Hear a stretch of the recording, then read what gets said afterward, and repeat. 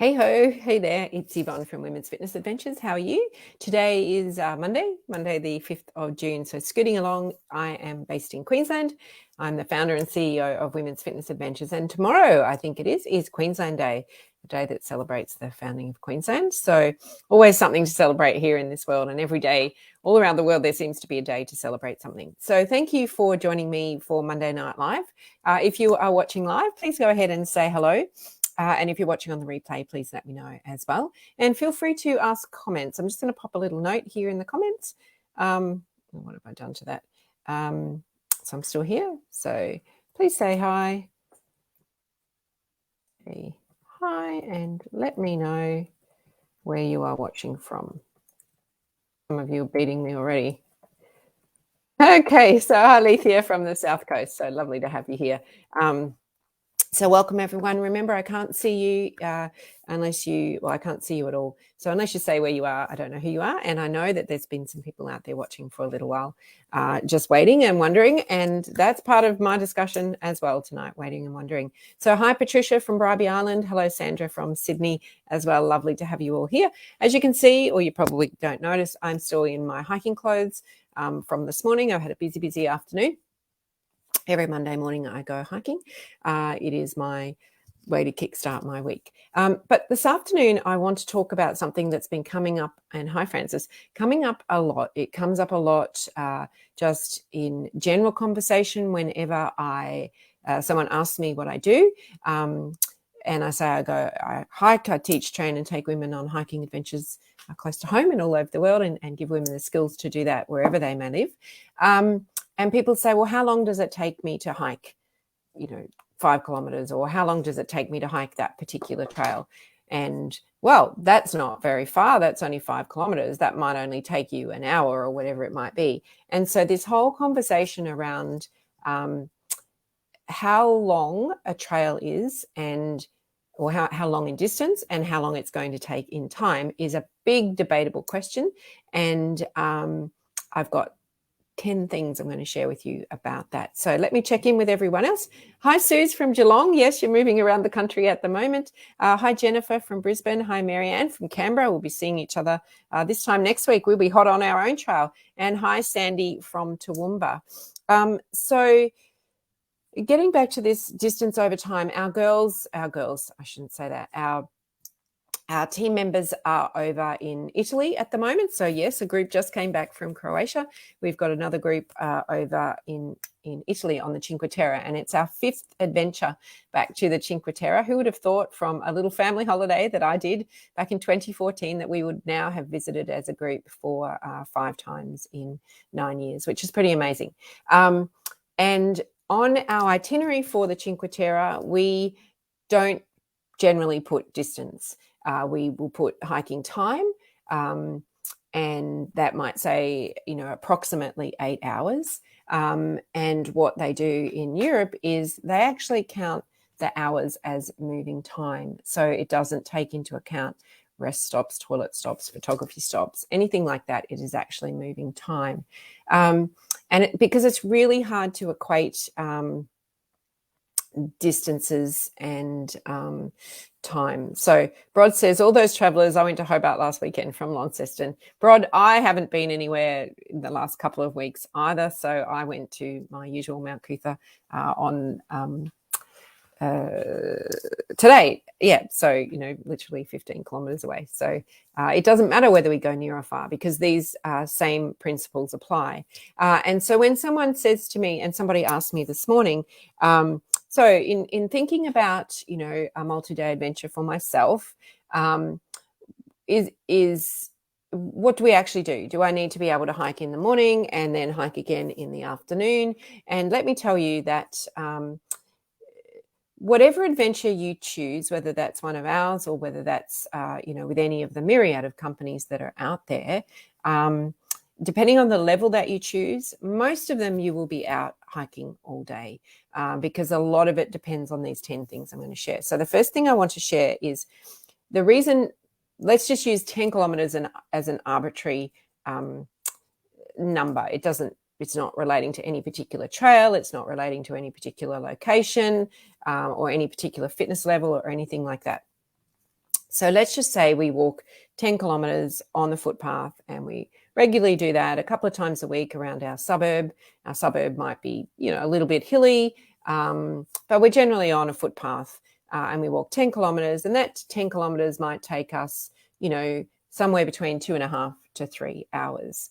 So this is all just in theory. But when we say we're going to hike 10 kilometres on a trail, a lot of over my 9 years, conversations have been, well, that 10 kilometres, I can easily do that on a footpath. That'll only take us 3 hours.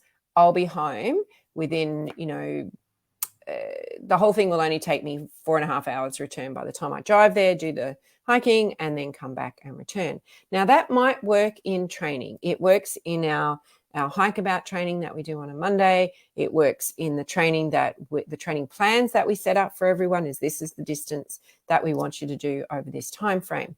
But when we are out on a trail, when we're out on a day's adventure, a multi-day adventure, and out there to experience the joy and wonder of Mother Nature and the trail and all that it brings, there's lots of other things to consider as to why our home distance, our footpath distance and time does not equate to the same amount of time on the trail. So is everyone following me so far? Have I confused anyone? We walk, in theory, 10 kilometres on a footpath. It takes us 2.5 to 3 hours in our suburb. We're going out to a trail.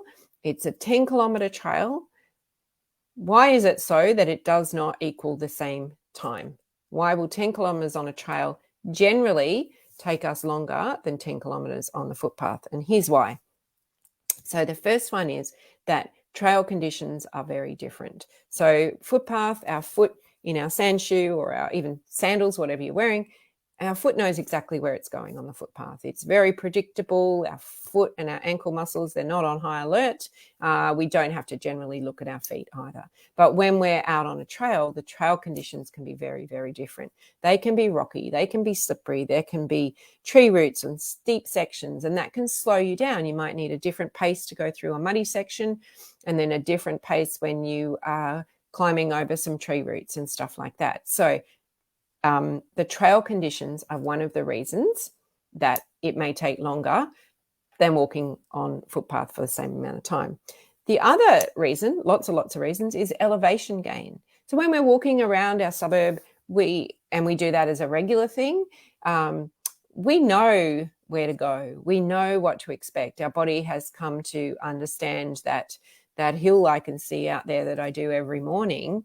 I know what effort I need to do to get up that hill. But when we're on a trail, the elevation gain can be very different. It can require a bit more strenuous activity, strenuous breathing, and a bit more effort and push from us. If we're continuing on that trail, we can't change our mind and go in another direction and still make up the distance. And then when we get to the top of that hill or incline, or even part way, depending how steep it is, we may need to take a breath or take a breather, and then that starts to add some time onto that distance as well. And because everybody's fitness level varies, what takes me 10 kilometers and whatever time might be totally different for you. You might be faster or slower, or better on the hills, better on the downhill than what I am. So when you get a group of people together, and this happens on our multi-days and it happens on other businesses' multi-day hikes as well, is that you do get the spread out of you can see my hands here, the spread out of distance. And some of the faster walkers will be walking at their pace, and some of the slower walkers were walking at their pace. But on ours, we all managed to stick together as a team because we're part of the team. I can't speak for others, but there is that opportunity for people to spread out and not be part of the same group, because the pace and the fitness level of everybody is different. It's also important when you're on a multi-day hike, or not multi-day, or just out on an adventure, to take some rest breaks. When we're out on the trail for the day, it's not just about pounding out my 10 kilometers to get my fitness done. It's about, just walking, hiking along, enjoying it, taking some rest breaks, taking the opportunity to really appreciate where you are. So you can see all of these little things so far, we're only up to number 4, are really starting to add some time into why our 10 kilometers on the footpath is not necessarily the same as the 10 kilometres on the trail in terms of time. The other thing is, when we're out on a trail, there's lots to see. There might be some koalas in the trees. There might be a babbling stream going by. There might be a really nice vista to look out from, and you prop yourself on a rock and have a look out. And so it's really not a great idea to walk and take photos. It doesn't work because you can trip over and hurt yourself. So every time we stop and look at the scenery and look at the plant life, beautiful, beautiful plant life that's there, that all adds time onto why things take longer. So when someone says to me at lunchtime, well, how many kilometres have we got to go? And I say 7, and they go, oh, well, we'll be back in, an hour and a half. It's like, well, not really. After lunch, you might fatigue a little bit too. So, once we have a fuller belly and there's an uphill, generally, remember my rule, an uphill after lunch, that will start to slow us down as well. So if you have some other reasons why you think it takes longer on a trail than on the footpath, please put them in here because I don't know them all. The weather conditions can also affect our speed. So when we're doing our walking around our suburbs for our regular daily exercise or weekly exercise, whatever it might be, we generally can pick and choose with the weather, and we may decide that it looks like it might rain, I'm not going to go out. But hey, we've been out on the trail and it's starting to rain, and it's starting to rain really heavily. That might slow us down. Or it's really hot and it's after lunch and we've done 8 of our 10 kilometres and we're starting to get really tired. We're sick of drinking water. So we're starting to drag our feet, or our body is starting to fatigue as well. The group dynamics are another reason, hi Margaret, another reason why our time on the trail may take longer, or longer than our 10 kilometres on the trail. You might end up with I'm not talking of us because we will look after everyone, but you might end up with a group that has a lot of people that aren't your age, and they want to go really fast, and they may want to do their 10 kilometres in the same time that it takes to do the footpath, and that group dynamic will make it go faster. But you might also find that the group you're with are 20 years older than you, and they may want to go more slower, and they're bird watchers and they want to stop at every single tree and look up, or every single plant and look down on the ground. And I know we've got bird watchers here, and it's not about speed, it's about going out to see what we're looking to see. Let me see. Alethea says, funny thing, when I went on a third-party multi-day walk, the guides would say 20 minutes to go or 50 metres. Something stupid as they answered that question. Yeah, it is. Like 15 minutes is the standard answer, right? 15 minutes, because anything can happen. And you just don't know until you get around that last corner to see. So Margaret, pack weight. Yeah, I'm going to come to that too. That's great. And I think it's Tria. Hopefully that's how we pronounce it. Hi, Tria from Wodonga, if that's how I pronounce it. Margaret, you're spot on, the pack weight. So when we go for our walk, our 10-kilometre walk around our suburb, we generally don't have a backpack on. So whether you have nothing in your backpack or you have stuff in your backpack, at minimum, it will probably weigh at least 1.5 kilos at minimum. So even if you did that around the suburbs, that might slow you down a little bit. So when you go out on a day hike and you're prepared, and remember, we teach everyone to be prepared and be safe should, the worst case scenario happen.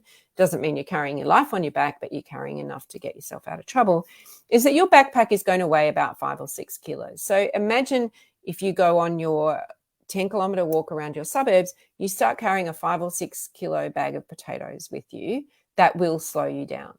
So all of a sudden we're changing the dynamic of, not only physiologically how we are moving around, but our overall weight. And, depending on how much you weigh, that could be anything from, 2% to 10% of your body weight, depending how much you weigh, which is a lot. The other thing is trail navigation. So, even the best of us, and even on known trails, sometimes can take an accidental wrong turn. So if you don't know the trail, if it's a new trail for you and you're looking out for the markers, every time you hesitate just a second and look to find the marker to make sure you're on the right track, is just extra time taken. So a whole lot of, that's number 9. There's one more to go. But a whole lot of different things start to go, hey, 10 kilometers on my footpath. Yeah, it is actually nothing like 10 kilometers on the trail. There are so many different reasons. And personal enjoyment as well.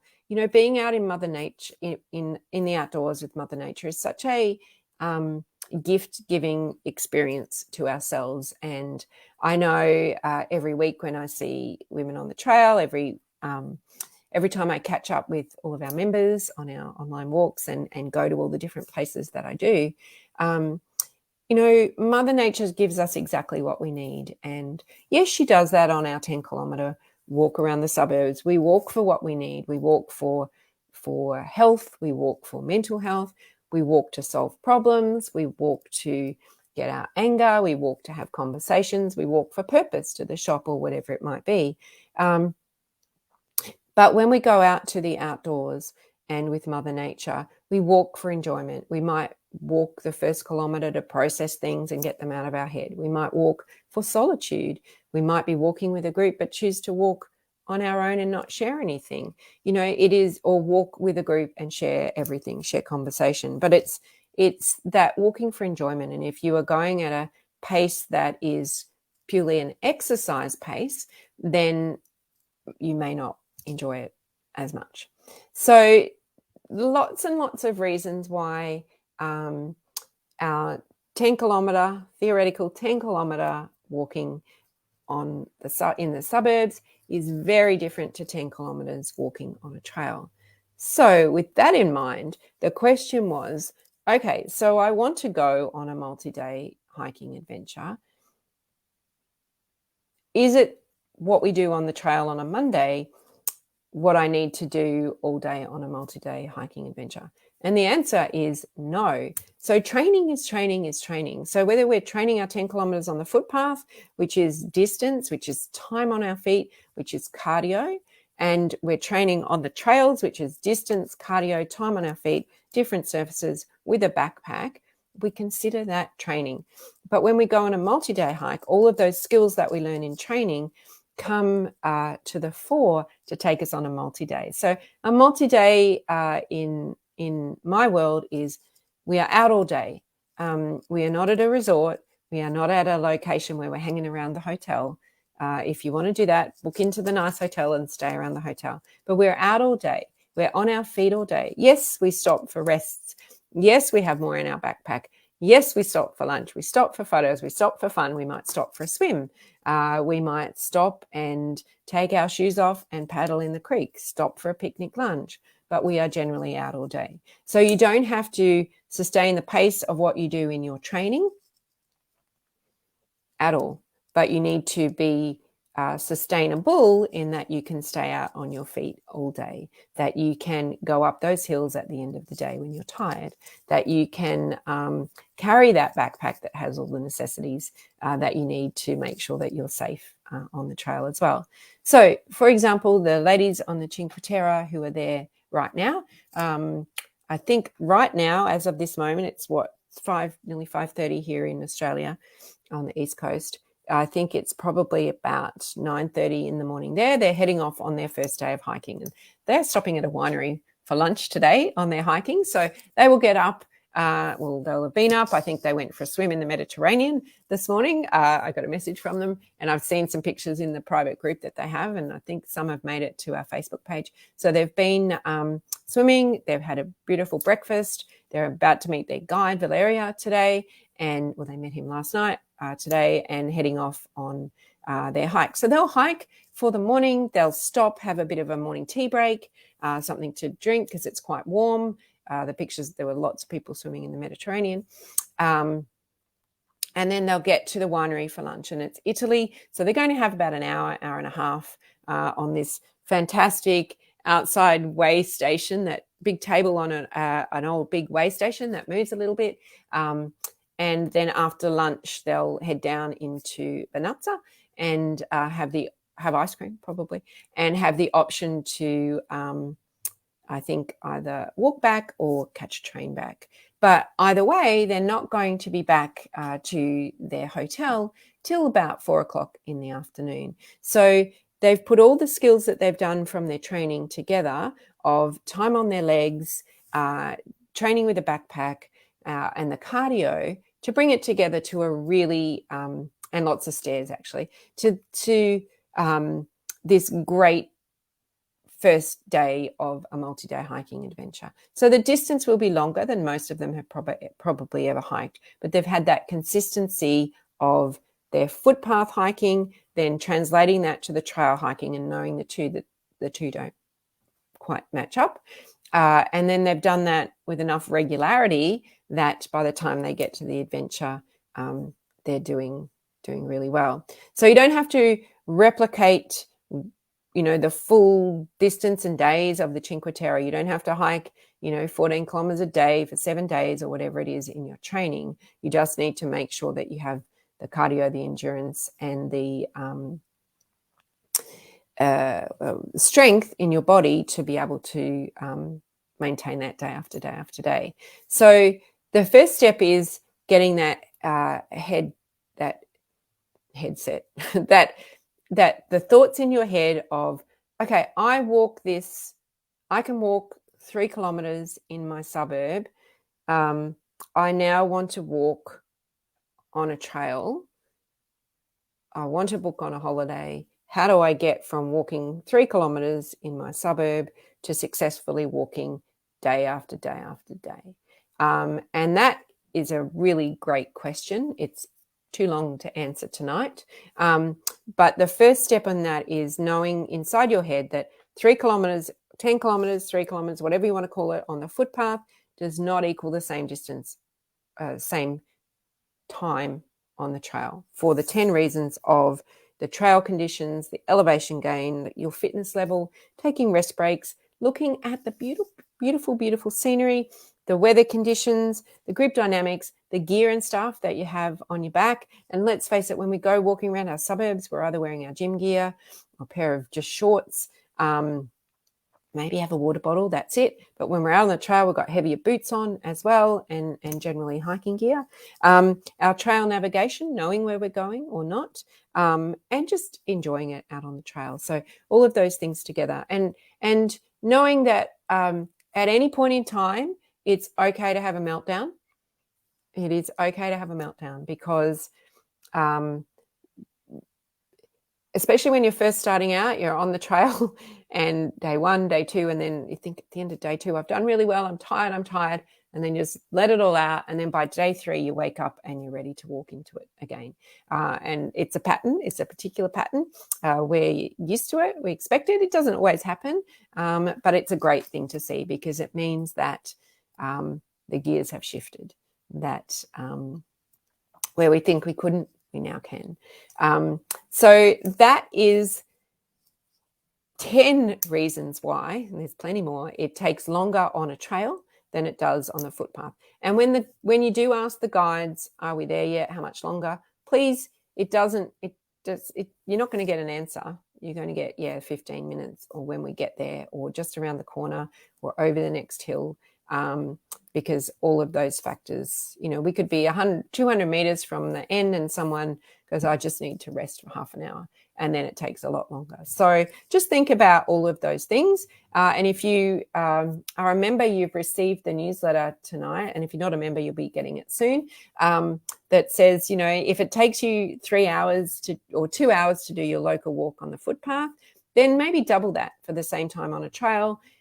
Add a dash of relaxation and extra time in there, and then a little bit of what if, and that's probably how long it will take you on the trail, which I think is a really great thing because there's time for enjoyment. So Sandy says a prime example was the Kokoda Trail, which we did in 2018, I think, wasn't it, Sandy? Around 10 kilometers a day. It was like 100 kilometers on the footpath. Yeah, Kokoda is jungle.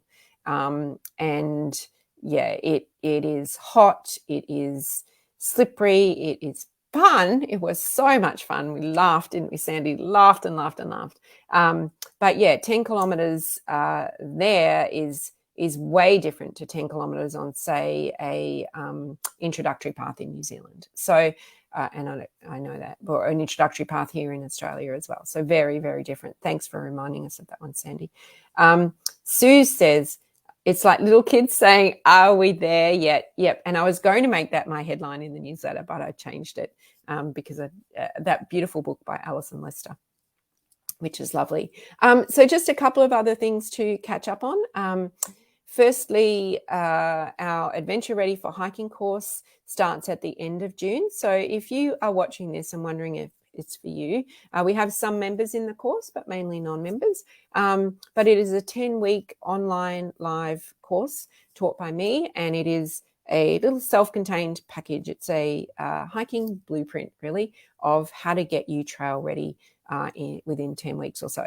And some of the non-members who have booked onto that have adventures booked, are going to different places and really need to get focused, get fit, and do it pretty quickly. So this gives them a blueprint as to how they can go away and do that and think about some of the questions. If you're a member and you're wondering if that course is for you, there are some members in there. Some of the stuff is duplicate to what we do in the membership, but the course is very linear. So we start here and we finish here, whereas membership, we give you a whole lot of things that you can access at any time and lots of different skills and tips and hints and masterclasses and stuff. So we probably give you deeper, richer content inside the membership. It's just not structured the same way as this course. Hi, Ronnie from Aldinga, and hi, Anne. Yeah, follow in on the replay. We have tomorrow night book club, Adventurous Spirit, the first book, first session in the book. Lots to talk about there. On Wednesday, anyone who is on our New Zealand Coast, Bush and Canyons adventure in October, still some spots. We have our Ready, Set, Go session. So a Ready, Set, Go session is where it's midpoint to the adventure. We get in there and we actually go through the whole adventure bit by bit online, break it down through everything that you need. And we do that for all of our adventures. So if you're wondering about our adventures and how they work, this one is, before we go, what we expect of ourselves, what we expect of each other, where to find all the gear and resources and, information, emails, that sort of thing. What the trail looks like, what our accommodation looks like, what to expect every day, how to set ourselves on the right path mentally and emotionally as hikers, what we need to do to set ourselves up for success for that adventure. So that has everyone in it. Alethea, I'm going to address that question. No, we asked our Victorian people, and sadly no one wanted to do Stomp. So we didn't have a Victorian Stomper team, but hopefully next year we will. The Cardio Boost is also on tomorrow night. Trish is over in the Cinque Terre, so you have me for Cardio Boost. So our online starts at 5 p.m. Cardio, where we elevate your heart rate in a very safe way, and that's our number one question: how do I get cardio fit for the trail? We also have is that yay for me being Cardio Boost? I'm not coordinated. I was singing today, everybody got quite worried, and one of the ladies could sing. She'd been studying over in Italy singing, so anyway, she kept very quiet. On Thursday is functional fitness, morning and afternoon. And then Sunday is our social walk. For any Brisbane people, there's a walk in the Nerang forest on Wednesday. So do that, 3 hours Wednesday morning hike. So please book on and do that. Now coming up are two things one in July I want to alert everybody to. For members and non-members, for members it's all inclusive, is our Trailblazing with Tech on the trail. So we are going to take it up a notch with, this is our office phone. I won't open it. There might be some messages in there. With using your phone on the trail and other tech as well. So there's lots of great tech out there that we can use to help ourselves on the trail. And then on August 2, mark your diaries, it is showcase time. So showcase is where we talk about all of our adventures for the big reveal for next year. And we have some fantastic things. It's our 10th year next year. Some absolutely fantastic things that we cannot wait to share with you. So it will work like this. it will work where we will put slowly, soon, by soon, very soon, we'll put all of our adventures for next year on the website as expressions of interest. So if something interests you, just pop your name on it. And then not long after that, they will all come up onto the website closed, but have all the details on it. So you can look and see and know when, where, how much, what commitment, what the fitness level, all that sort of stuff. So if you need to apply for leave or anything, you can go away and go, I want to go on this adventure. Could you get the dates off? And then on August 2nd, we will talk in detail about the exciting adventures, what it means, who it's for, what happens each day. And you're just going to get so excited because it's really awesome. And after that, straight after that, it will open to expressions of interest for that adventure. And that will stay open for 24 hours. And then it will go open to the rest of the members. And then 2 days after that, it will be open to non-members. So if you're a non-member and watching and want to be part of Showcase or see some of our expressions of interest coming up, members have first dibs on all of our adventures. And those members who have expressions of interest get the first dibs ahead of that. So go ahead and register for Showcase. And I think looking at the number of emails just coming in now, there's a lot registering for Showcase. But, there's still some adventures this year. Our Port Douglas, which Mandy and I are taking in June, in October, is the bee's knees. There's one spot left on that one. Our New Zealand Coast, Bush and Canyons has 2 spots left, and that is just absolutely delightful. I love New Zealand. I love it. The people, I have just everything about New Zealand. Sandy, our member from New Zealand, I love everything about it. And our Victorian High Country in December. It's designed to be when school breaks up. So if you're a teacher watching, it's fabulous. And, they all come with training plans as well. So there is no reason why, if you are watching and thinking about it, that you can't actually, jump on one of those and be successful, because we will help you get there all of the way. So lots of fantastic things, but not just for next year, not just adventures. There's some fantastic shorter, close to home, Australia ones, some overseas ones, but just some other things that we're putting in there as well, which are new, and some things that actually happen closer to the next couple of months that are just going to mix things up a little. So very exciting days up ahead. And I just know, talking from this morning, watching all of our members this morning that were at Hike About, just the change that I see in women over time. And one of our members who's been with us for a while, when she first started, could not walk down a hill without me holding her backpack. And then today she was leading the charge on this steep hill where we were testing out people's level where they would choose to go any further or not. So where's my tip? Where do I not want to go any further to? And she was just pushing that further and further. And it's just delightful to see that as we build strength and as we build confidence on the trail, that we're prepared to just move it up to the next level. But we can't see that because we're all training at the same level. So we always compare ourselves to that person. I'm not as fast as that one in front. I'm not as fit as that one in front. And that doesn't mean anything. And if you listen to that fabulous podcast for members that I put the link into, it's when you are in the art of comparison, if you're always comparing, when you win, you don't really win. So it's running our own race. I believe in you all. You can all do whatever you want to do, whatever trail you want to take on. And I know, Brod, I hold you up as a poster girl a lot of the time, who has probably lives the furthest away almost from us here in Queensland, and has done just so much in terms of your hiking fitness and, where and how you spend your time in Mother Nature. And, that makes our heart sing as well. So anyway, I have been talking for a long time tonight. So you are just amazing, Brod. Don't you forget that. I've been talking for a lot tonight. That's it from me. Next week, I will actually be on the Great Ocean Road. We are down there for a hike. It will be, I'm hoping it's our 9th time, because we've got our 10th year next year. So I will be down there. I'll try and do a podcast, Monday Night Live from down there. Let me just check this question. Kylie says, okay, adventure ready or couch to mountain? Similar readiness information. Okay. Super great question, Kylie. So